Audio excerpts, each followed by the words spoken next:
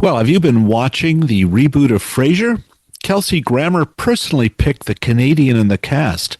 Meet her now as she's this week's guest on Brio TV, the podcast.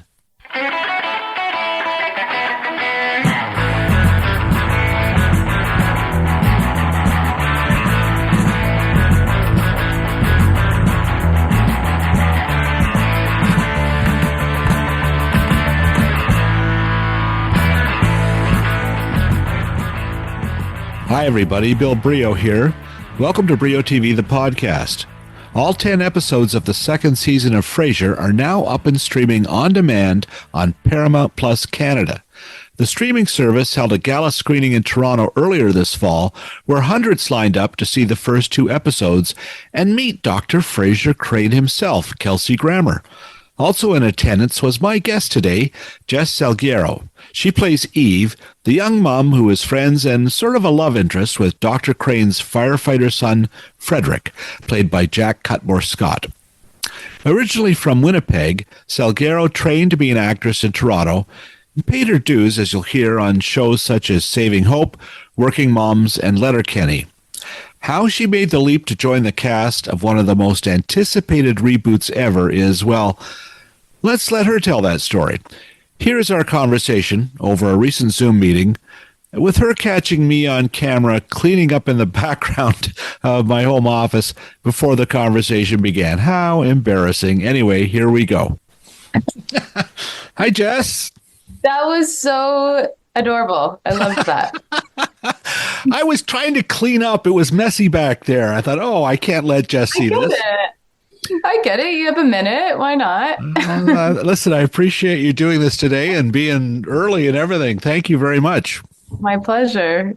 Absolutely. Good. Yeah, it's good to see you. And congratulations on Frasier and all your success. And what a wonderful story. Yeah. Thank you so much. We had I had a chance to say hi at the event in Toronto in September. Yeah. So it was lovely to meet you then. Yes, absolutely. Lovely to meet you then, too. Thanks for coming to that. That was a really cool event. It was. It was quite a party, and it was really... What was it like to see yourself on the big screen in Frasier? I mean, it's always an experience seeing yourself on a big screen. I mean, it's cool. It's also a bit harrowing. It's overwhelming. It's like you're your own worst critic, right? So it's sometimes when you see yourself blown up that big, it's I don't know, it's tricky. Some days it's fun, some days it's like, oh my gosh, I cannot see myself on that screen. Well, listen, you blow up well. Let's just leave it at that. It looked great. And the audience, the place was packed. Everybody loved those 2 episodes from season 2, which was so that's 10 and 10, 20 episodes now that people can stream on demand anytime on Paramount Plus Canada and elsewhere. But it's a great story. So I want to just walk through this a bit with you, if you don't mind. And I understand you're originally from Winnipeg. Is that correct? I am. Born and raised. Yeah. And so your Jets are doing pretty good right now. If you're into hockey, yeah, they've only lost once. They're having the best start to any NHL season ever. Oh my God, that actually makes me so happy. That's great. Yeah.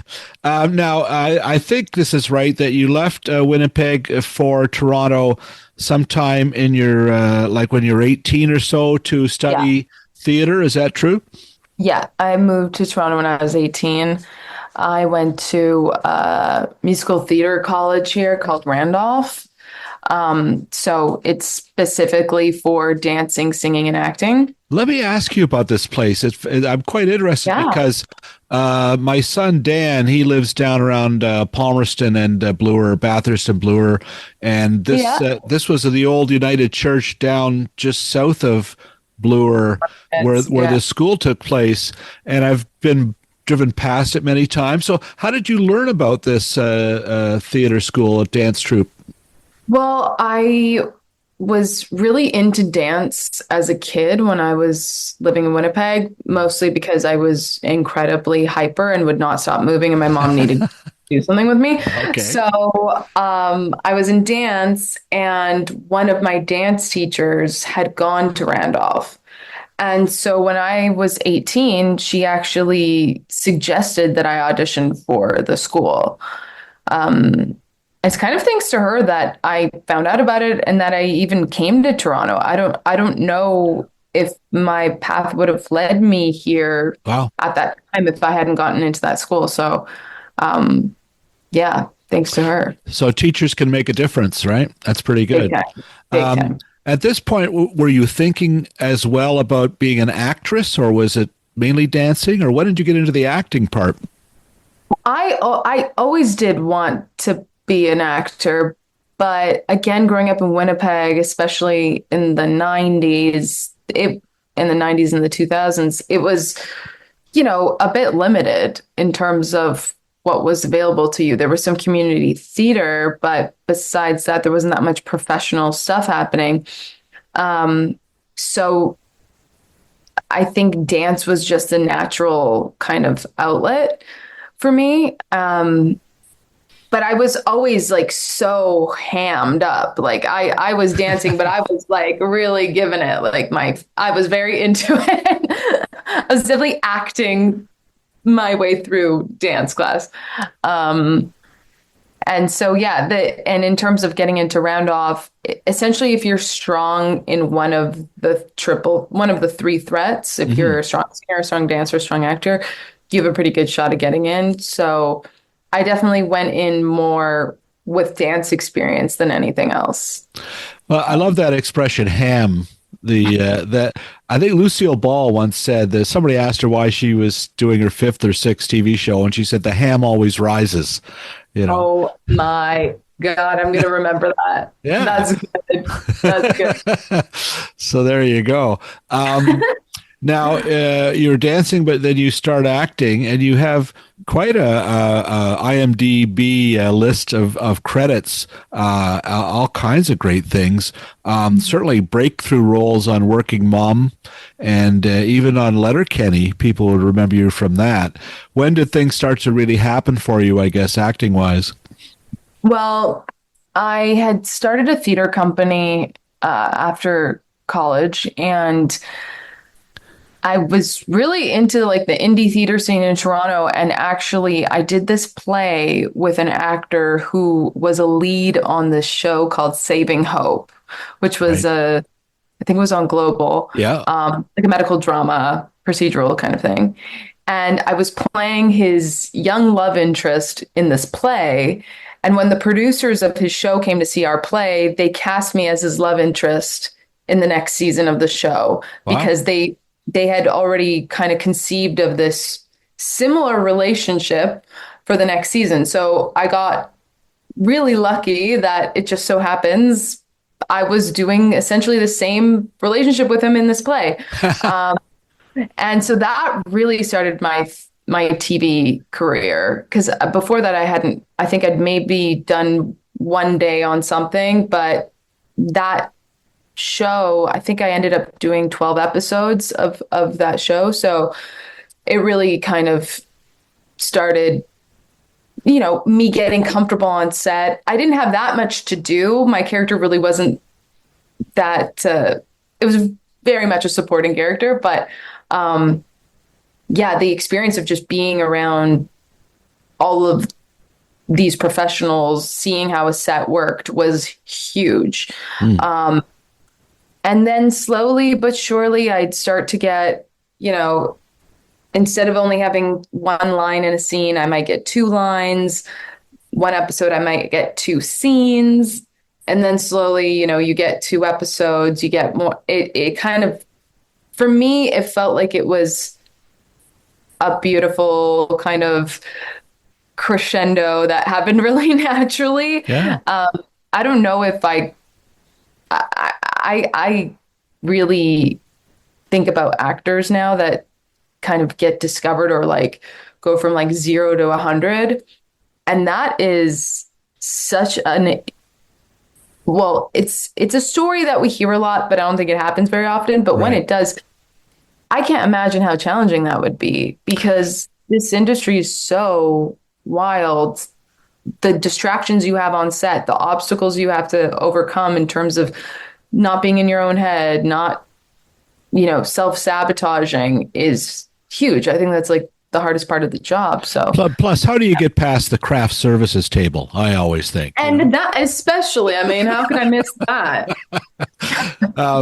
that Erica Durance who was in that show, Saving Hope. Yeah. And exactly. It was sort of, everybody had a coma now and then. There was the one doctor, and then exactly. Which this is an odd segue, but I read somewhere that you had an injury, that you suffered a coma, that you had some sort of I had a concussion. Yeah. Maybe that's what. Yeah.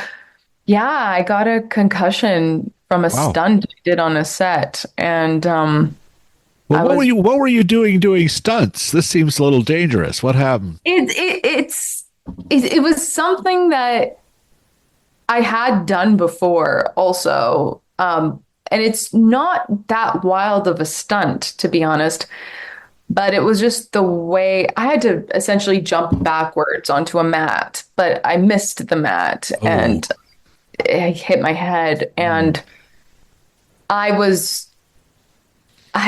really wanted to, the director didn't realize how injured I was. And I was like, he was like, I need another take. And I was kind of like, I'm going to be that tough chick, and I can do it.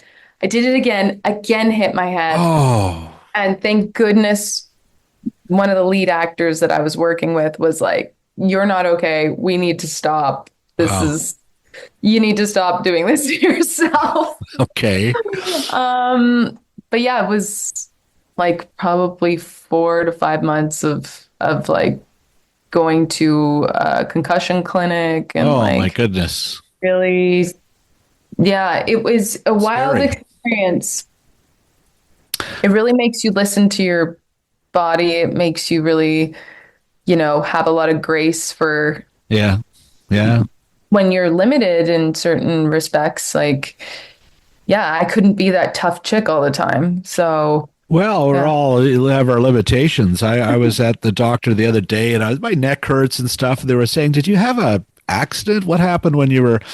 And all I could think of was maybe a hockey injury or something. But sometimes you don't even realize it when you do something like that. But I'm glad everything worked out and you were recovered fully, and good for you. Back in a moment with Frasier's Jess Salgueiro.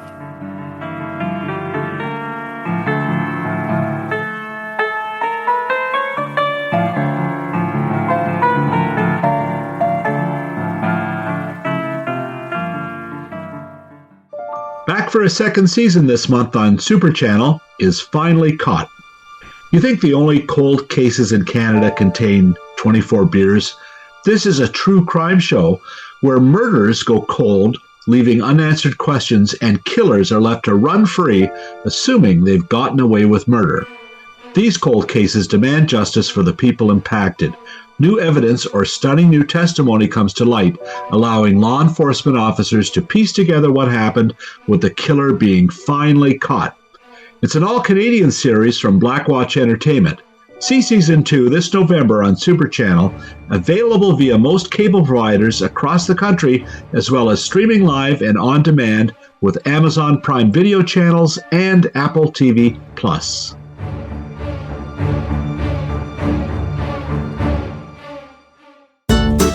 Do you ever wonder why your parents turned out the way they did? Come out to the Westdale Theatre in Hamilton on Saturday, November 23rd, starting at 1 p.m. I'll be there with my 16mm projector showing some classic cartoons, the ones many of us watched on TV every Saturday morning back in the 60s and 70s. Now, I'm talking the new adventures of Pinocchio, Tales of the Wizard of Oz, and then there was Rocket Robin Hood and the Mighty Hercules. Look, you can see Diver Dan, a live-action kiddie series that was shot through a fish tank. Finally, don't miss a rare screening of one of the best animated hour-long shows of every boomer's youth. Gasp as your parents sing along with every word of the theme song. It's all part of the TV on Film party scheduled for Saturday, November 23rd at 1 p.m. And yes, there will be cool TV trivia prizes generously provided by our friends at Retrofestive. Go to thewestdale.ca for tickets and information.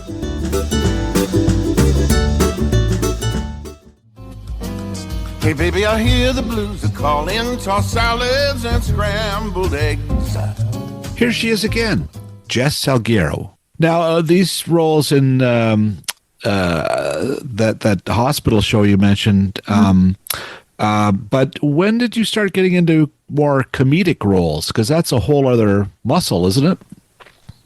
Yeah, it is. I would probably say Working Moms was my definitely the comedic role that I had the most episodes and the most to do. You were the nasty babysitter, weren't you? Yeah, mean nanny. That's it. And that was the best. That was so much fun. And Catherine Reitman, who's the creator lead, she was so collaborative, and we kind of developed the character together a little bit. She was like, once I got cast, we had a meeting, and she's like, how do you see her? And I'm like, I think she's like kind of witchy.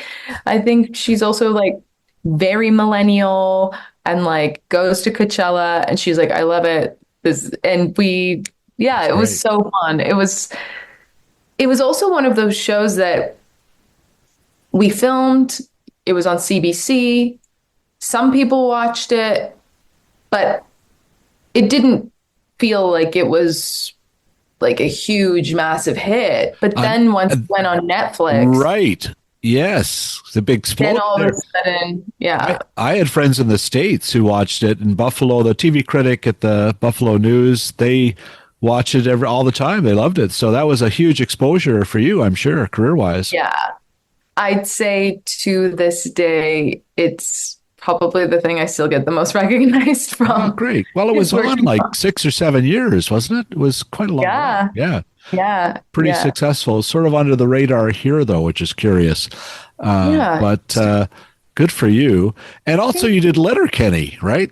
Yeah. And that was also an absolute blast. Did you go up to Sudbury? Was that where that happened? Yeah. We'd go up to Sudbury. And that show is something else because really the humor, it's just on the page. It's in the writing. Jared, who's the head writer, he has this rhythm. We call it like Hick Shakespeare, that like, if you just say it as it's written, that's funny. Yeah. It's wild. It's hilarious. It is such that show in and of itself is just such a cool situation where it was this really Canadian story that, again, once it went on to Hulu, like hit with certain people. I think a lot of people that like hockey, and again, is something I get recognized from quite often, especially in the States, more so in the States than in Canada. Funny. I have friends who live in Exeter and other parts of Southwest Ontario, and they all chirp at each other. They all do that. They're taking the mickey out of people left and right. It's can't even keep up. So you must have had to dive right into that mix, right? Oh yeah, and everyone involved is so funny. I mean, the hardest part of that job is not bursting out laughing during every take. I remember my first day, I went home and I like had this like chest pain, and I was like, oh my gosh, what is this weird pain I have? And I was like, it's from holding in laughter all day long. I literally had this like ball in my chest. That is wonderful. Yeah. What a nice problem to have. Exactly. I'm like, this is a great job. Now, where did the people at Frasier discover you? Were they fans of Working Moms or? Honestly, I don't think so. I auditioned. I did like a self-tape audition, which is where it's how a lot of auditions are happening now, where you tape from home. Yeah. So I was in Toronto. I taped it. I remember it was right before Christmas, and didn't think that much of it. Like when I got the audition, I was like, wow, this is crazy. This would be really fun, but also not, I didn't assume I was ever going to be in the running for this. I mean, especially a reboot of a huge show, you're auditioning against hundreds, Yeah. not thousands of actors. So I put it on tape. I had a lot of fun with it. I knew that for whatever reason, the character was really clicking with me. And then right after Christmas, I happened to be in LA. I was just on vacation, and my manager was like, they want you for a callback. Wow. And I'm like, that's perfect. I'm here. And then I get the email, and it's a chemistry read with Kelsey Grammer in front of Jimmy Burrows. Unbelievable. Yeah. Like, this is like being asked to line up for a face-off against Wayne Gretzky and Mark Messier or something. Yes. Now, just the fact that you thought I don't have a shot at this, I'm just going to have a lot of fun. That must help. I'm guessing, Jess, right? I absolutely think it does. Yeah. You're looser. You're less in your head. I often try to sometimes trick myself into being like, oh, I don't know if I'll get this. I'm just gonna throw something on a tape. I'm gonna show them a bit of me and just have fun. And sometimes it works, but this one it wasn't me faking it. I genuinely did not think it was in the realm of possibility. And then even when I had the chemistry read with Kelsey, I still was sort of like, this is surreal. It felt really surreal. I was on the Paramount lot, which is already an experience in and of itself. It's very old Hollywood. Yeah. Speaking of Lucille Ball, it's where I Love Lucy was. It's where her and Desi Arnaz's studio was. It's the lore behind it. Just for listeners, so, you drive through these magnificent gates. You've seen them. They're the Paramount gates on Melrose. There's the water tower.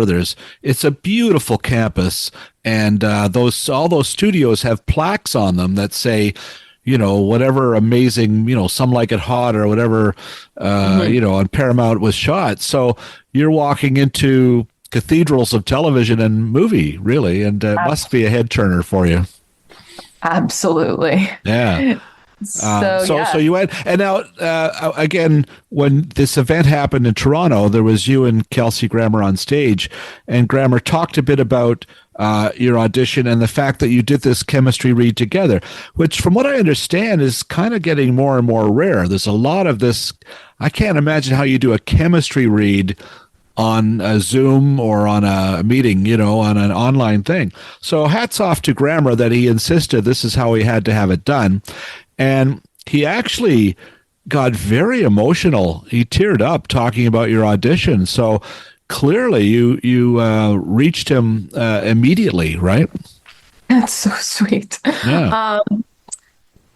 I mean, I don't know. I hope so. I guess so. Said so. It all happened very fast, especially when you're doing something that feels quite high stakes. Yeah. You it's a bit of an out of body experience. I will say that I was just like, okay, this is wild, but I'm here. And right now I just got to do my job, which is like go in the room, be a professional, sprinkle some fairy dust, and get out. You know what I mean? Yeah. You're not there to make friends. You're not there because sometimes in audition rooms, there's a lot of small talk. There's a lot of bantering, and sometimes it's great, but sometimes it can get you kind of off focus. And it's this delicate balance of introducing yourself, but also introducing your character. And were you always auditioning to be Eve at this point? Yes, Okay, only Eve. great. Yeah. Yeah, Eve is the girlfriend of the late Adam, who was the buddy of Frederick, the son of Frasier on the show. And honestly, Jess, I just put together Adam and Eve. This is the first time I I know. realized the names of those characters. Pretty curious, right? I know. It's very funny. Yeah. It's cute. Also, Eve's baby's name is John, which is a nod to John Mahoney, who played Oh my Marty. goodness, I never knew that. That was sweet. Yeah. Nice. So yeah, I did the audition.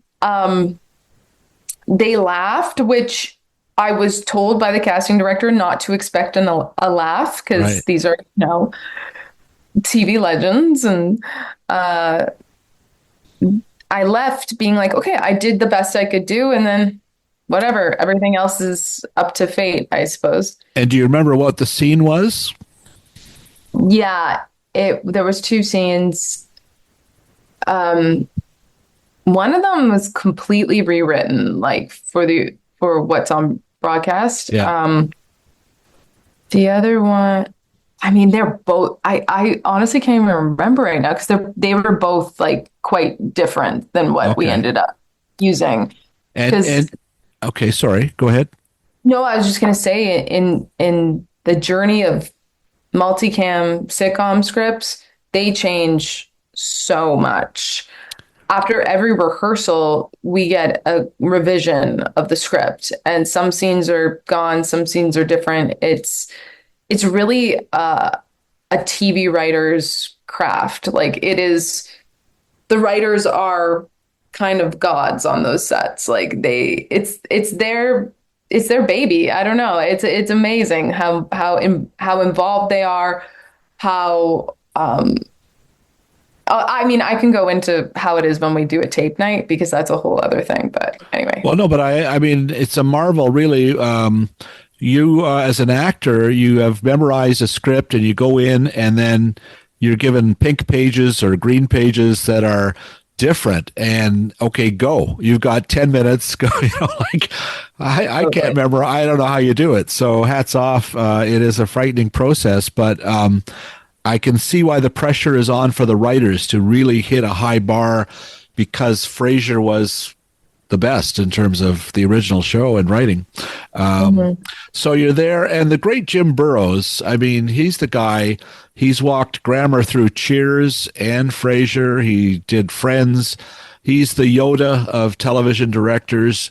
Did he do you remember any words of advice? Did he just don't bump into the furniture? Did he tell you anything special? I mean, a bit of that. Did he tell me anything special? Well, he kind of just takes everything down to sort of the foundations at moments. Like, if a beat isn't working, it's he'll just be like, just look at him when you say that, and then look away at this point in the line, and then it's funny. It's like, he knows it so well, to this like science. Wow. That it's really, really cool to work with a director like that. That is just like, oh, this is like in his bones, and like this is in his genetic makeup now. Like, it's something else. Yeah. He's the maestro. It's really cool. Totally. And it was really cool to see him working with Kelsey, because they have this very long, deep relationship. And you can tell how much they love and respect each other. Like, the way Jimmy would laugh at Frasier was so sweet. It was just like two friends laughing at each other. I don't know. And they call each other honey on set. They both call each other honey. It's very funny to see Jimmy Burrows being like, honey, honey, honey, stand over there. Thanks, honey. Wow. Learning a lot. That is funny. Well, it's interesting. I've always been fascinated by Burrows, but that's a great insight. Don't go away. We'll be right back.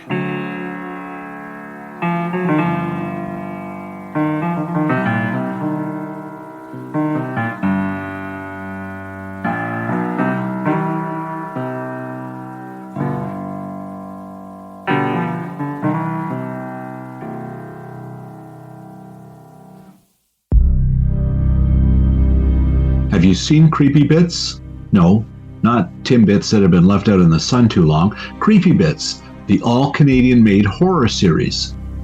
The 10-episode second season premieres in November on Hollywood Suite. What began as a do-it-yourself YouTube series of bite-sized shorts has evolved into a full-blown horror sensation. Some episodes take place in a cabin in the woods, another in a houseboat where strange noises can be heard coming from the murky depths. Each episode is helmed by a diverse range of innovative filmmakers, including series creator and executive producer David J. Fernandez. The second season premieres November 19th, exclusively on Hollywood Suite. Viewers can also binge all of the episodes on Hollywood Suite On Demand starting November 1st.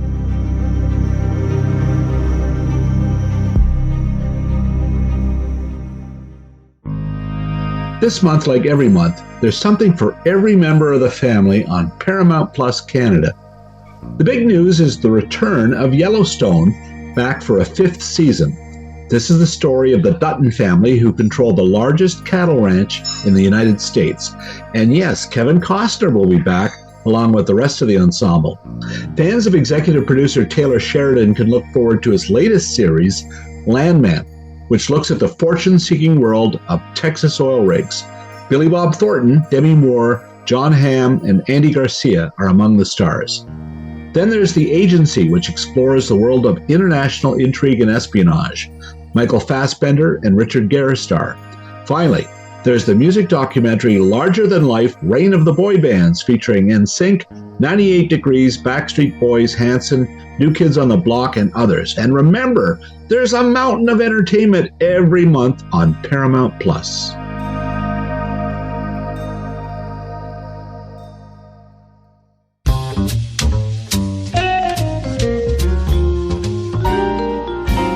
I'm here in Dr. Fraser Crane's new watering hole, a seedy Boston dive bar where the only thing on tap is despair. Hey, cuties. Got around on the house because I like the way you look. What are you guys doing? Ross is doing a tribute piece on my dad for the radio station.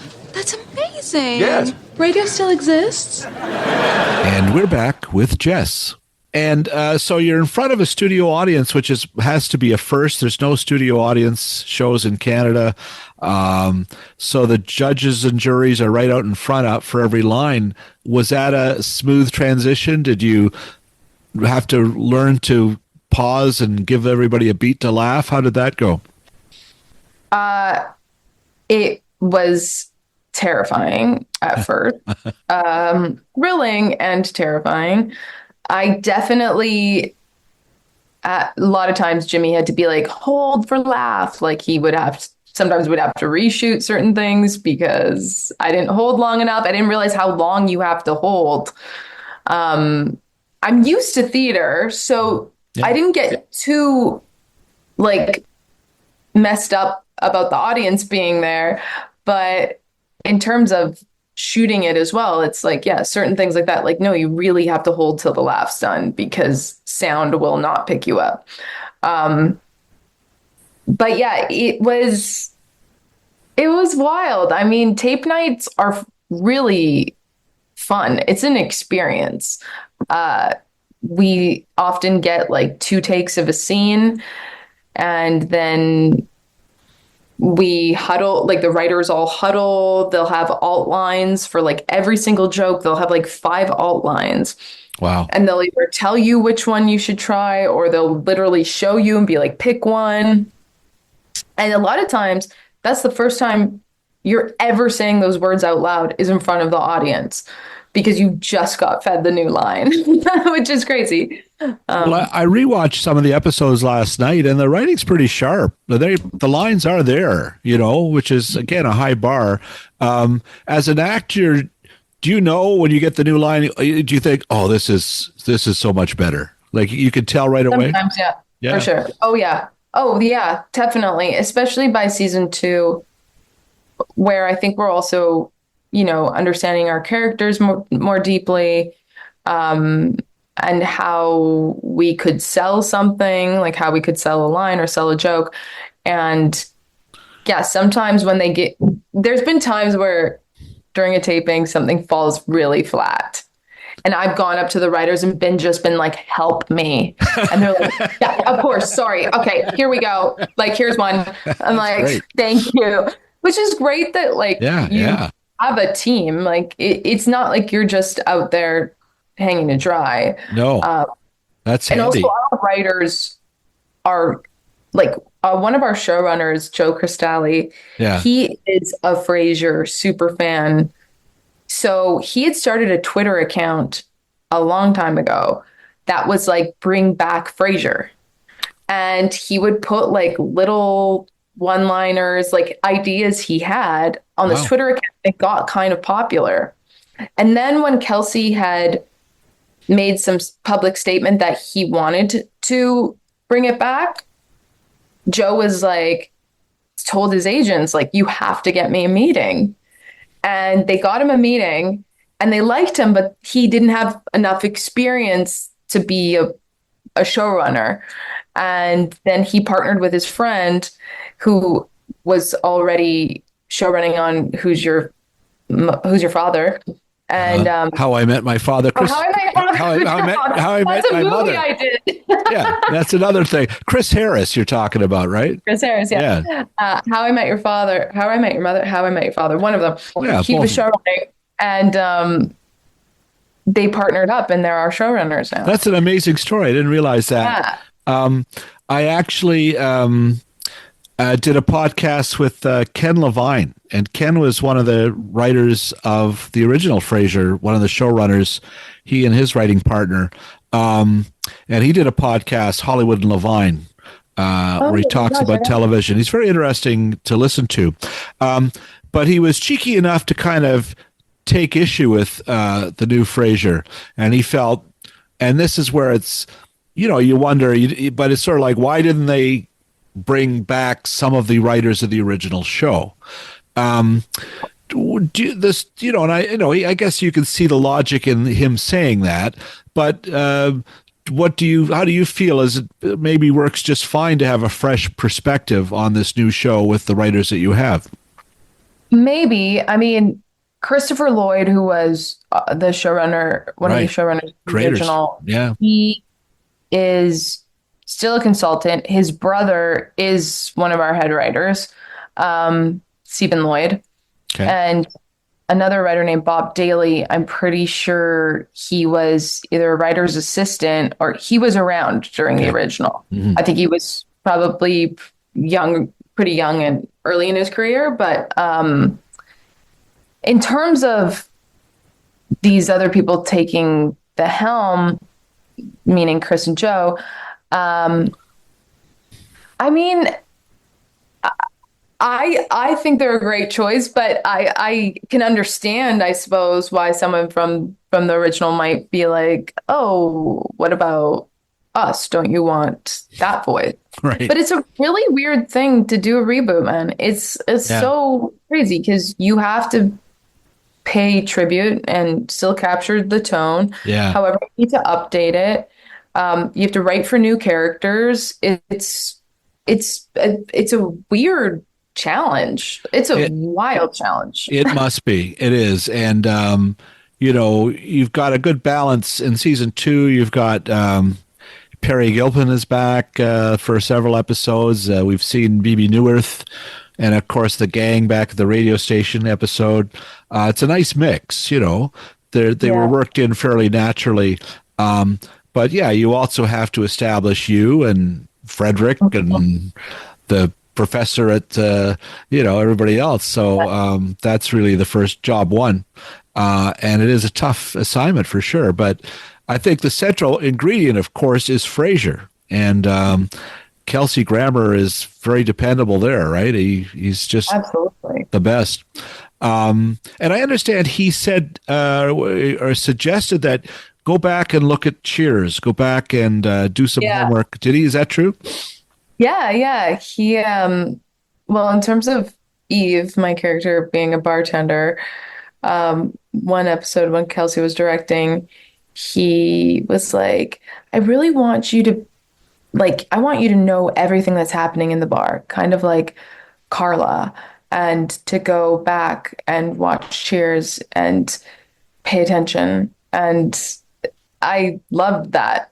And I did. And man, it's crazy to see how good that show was, actually. Were you that familiar with it? It was before your time. Had you seen much of Yeah, I Cheers? mean, it was definitely on, like, in my house. Like, when I was a kid, I remember it in kind of a peripheral way, but to actually, like, as an adult sit and watch it was awesome. Like, and even to watch the original Frasier too, like, where I'm like, oh my God, I took for granted how good these shows are, how good the writing is. I think now I have like such a different appreciation for sitcoms. Yeah. Well, one thing that they did is they were smart when they made Frasier. They didn't anchor it into a time, like there's no topical references. So the series, aside from the fact that Frasier and Niles don't use cell phones all the time, it could be, the fashions may be a little different. It could be any time because the themes of dating and getting in trouble at work and everything are universal. So during the pandemic, we rewatched the entire series and laughed our heads off. It really holds up. So it does. Yeah. And just the one guy you miss on the new show, obviously, is Niles, David Hyde Pierce. And I don't know, there's always rumors and rumblings, but it sounds like there's an opportunity there that if for a third or season that he might maybe make an appearance. Have you heard anything along those lines? That would be amazing. Yeah. I mean, I have not heard anything confirmed. I know that they'd be happy to have him, I believe. Yeah. I also think it would be so fun for him to be there. I would love to work with him. I'd love to see Niles back. Yeah. We'll see. We'll see. Well, I'm not privy to those conversations, unfortunately. Well, your character referenced him. I think Eve said that. Well, he's down in a vineyard now. He's got with his wife, and so we have some inkling of why he wasn't in Seattle when the episode series went back.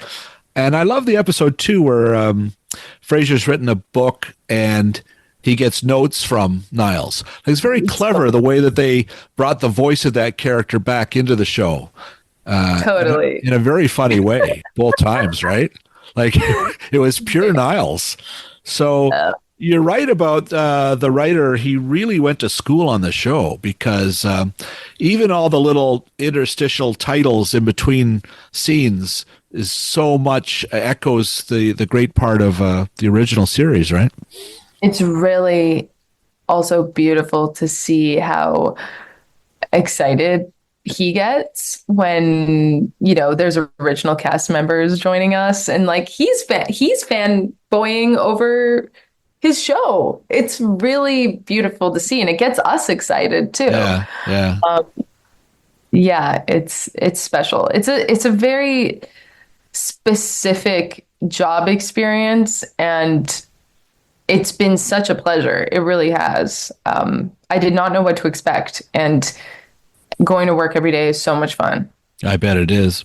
Well, then just quickly, I know you've managed to do other work between seasons, I think, and is there anything you're working on now that you want to mention, or? Nothing I can talk about at the moment, but I've been doing some fun stuff up here in Canada. So. Okay, good. Do you live in Toronto? I'm kind of 50-50. Okay. Still sort of figuring that out. I do love Toronto a lot. I don't love the winter. No, it's funny. You get used to LA. I lived in LA many years ago, and it was fun barbecuing in December. I remember, and it's kind of a playground, isn't it? Down there, it's fun. California. I always enjoyed getting up to Santa Barbara, or there's so many wonderful places and nooks and crannies, right? Absolutely. Well, you mentioned the studio you're in. Have you ever read the plaque? Do you know what else has shot on your soundstage? Yeah. Road to Rio. Wow. I think Sunset Boulevard. Oh my goodness. Graduate. Oh well, stop right there. Holy smokes. Isn't that crazy? The Graduate shot there. Some scenes of Mission Impossible. Wow. But they shot like in every stage. Like every stage says Mission Impossible. So I think it's so much fun, just all of that. I mean, I remember being on the 20th Century Fox lot, and I was with the cast of Arrested Development, and Jason was the star. Was so excited because Young Frankenstein had shot in this building. Imagine. So it kind of pretty cool to be part of that. It's very humbling. It's also very. You feel like part of TV history, just being on the lot, just doing something on the lot feels like, wow, you're joining sort of the ranks. For sure. Real honor. It's very exciting. Just quickly, do you have much time to watch television? Is there something you're binging now that you really love? Besides Survivor, which I've recently gotten into, I know it's season 47. Yeah, it's wild. Loving Survivor. But I've been watching Mr. and Mrs. Smith. I'm a little bit behind on that. I know that came out like last year, but I'm loving that. What else have I been binging? Oh, I've been so on docs, like so on a lot of docs, like the Martha Stewart doc. I don't know if you saw that. Oh, yeah, I saw that. It was interesting watching her squirm a bit. Yeah. Right? Yeah, I thought the director left the camera on her there. It was fun. The other one I just watched was the one on John Williams on Disney Plus, the composer. I haven't seen it. Yeah, it's amazing. It's just, the amount of music, one man, it's incredible. It's a pretty good one. But I'll check that out. Yeah, there's some good docs, and The Diplomat is a series we just burned through here. Pretty good. Where is that? She's fabulous. Pardon me? The actress is fabulous. Yeah, she is. Yeah, and Kerry Russell. Kerry Russell, yeah. And so is Rufus Sewell as her husband on that. So a lot of good TV. It must be an exciting time to be in this business with everything streaming, all these opportunities to do short runs and different things. It's you must feel pretty much in the right place at the right time. Oh, I mean, yeah, it is exciting. Also, I think we're still recouping a little bit since after the strikes and all that. But I think 2025 things will really start going again. And but yeah, it is an exciting time. There's so many different niches, different genres. It's the world is our oyster. It's crazy. Yeah. Anything you want. Last question. Do you have an all-time favorite TV theme song? Well, the one that will never leave my head is Reading Rainbow. Okay, great. Awesome. Okay, let's go. Let's hear a few bars. Okay. Butterfly in the sky. Whoa. You can go twice as high. Take a look. It's in a book. It's Reading Rainbow. I can do anything. That's I'll stop you there. Otherwise, we have to pay royalties. Oh, great. That is awesome. That's a bonus. Okay, you heard it there, folks. Thank you so much. Thank you. Jess Salgueiro for that rendition and for everything else. Continued success on Frasier on Paramount Plus Canada, on demand. Watch it anytime. And fingers crossed, all best seasons 3 and whatever else comes your way. Thank you so much. Yeah. Thank you. Lovely to talk to you.